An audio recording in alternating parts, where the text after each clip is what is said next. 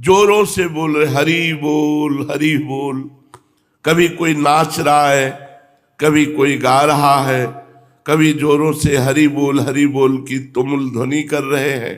आज के कीर्तन में बड़ा ही आनंद आने लगा, मानो सभी भक्त प्रेम में बेसुध होकर अपने आप को बिल्कुल भूल गए हों।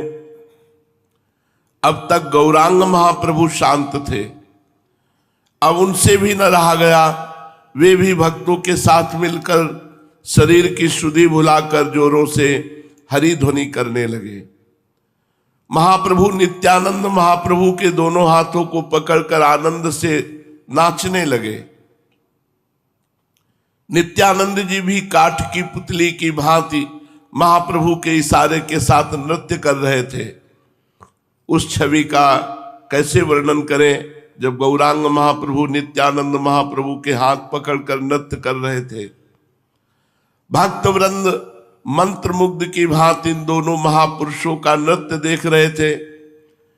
पखावज बज रही थी, मंजीर बज रहे थे, सब बजना रुक गए और सब मंत्रमुग्ध की भांति नित्यानंद महाप्रभु और चैतन्य महाप्रभु का नृत्य देखने लगे। सभी वाद्यों का बजना बंद हो गया। भक्त जड़ मूर्ति की भांति चुपचाप खड़े निमाई और निताई के नृत्य के माधुर्य का निरंतर भाव से पान कर रहे थे। नृत्य करते करते चैतन्य महाप्रभु ने नित्यानंद महाप्रभु का आलिंगन किया। आलिंगन पाते ही नित्यानंद महाप्रभु बेहोश होकर पृथ्वी पर गिर पड़े और साथ में चैतन्य महाप्रभु भी चेतना शून्य से बन गए। क्षण भर के पश्चात महाप्रभु जोरों के साथ हुंकार करते हुए उठकर खड़े हो गए और जल्दी से भगवान के आसन पर जा बैठे, जो श्रीवास जी के घर में आसन भगवान का था। अब उनके शरीर में भगवत आवेश प्रतीत होने लगा। भावावेश में जोरों से हुंकार करने लगे।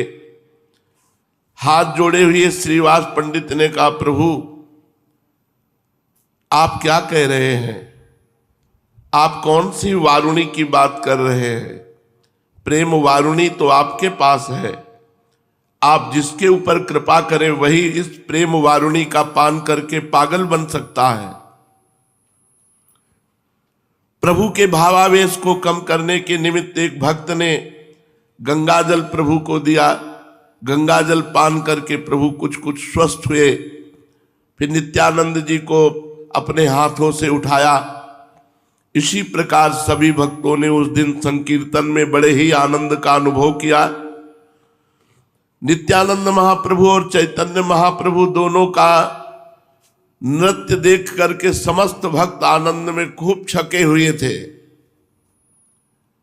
श्रीवास पंडित के घर ही नित्यानंद महाप्रभु निवास करने लगे। प्रभु अपने साथ ही नित्यानंद महाप्रभु को अपने घर लिवा गए और सची माता से कहा, अम्मा देख, ये तेरा विश्वरूप लौट आया। तो उनके लिए बहुत रोया करती थी।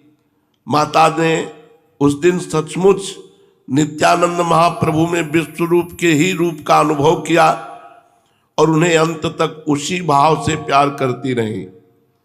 वे निताई और निमाई दोनों को ही समान रूप से पुत्र की भांति प्यार करती थी। एक दिन महाप्रभु ने नित्यानंद जी का प्रेम से हाथ पकड़े हुए कहा, श्रीपाद, कल गुरु पूर्णिमा है। गुरु पूजन के निमित्त कौन सा स्थान उपयुक्त होगा? नित्यानंद महाप्रभु ने कहा, श्रीवास पंडित के पूजा गृह की और संकेत करते हुए क्या इस स्थान में गुरु पूजन हो सकता है? हंसते हुए गौरांग महाप्रभु ने कहा, हाँ ठीक है। आचार्य तो श्रीवास पंडित ही हैं, इन्हीं का तो पूजन करना है। बस ठीक रहा, अब पंडित जी ही सब सामग्री जुटावेंगे। इन्हीं पर पूजा के उत्सव का संपूर्ण भार रहा। प्रसन्नता प्रकट करते हुए श्रीवास पंडित ने कहा, भार की क्या बात है? पूजन की सामग्री घर में उपस्थित है। केला, आम्र, पल्लव, पुष्प, फल, और समिधा आदि आवश्यकीय वस्तुएं आज ही मंगवा लेते हैं।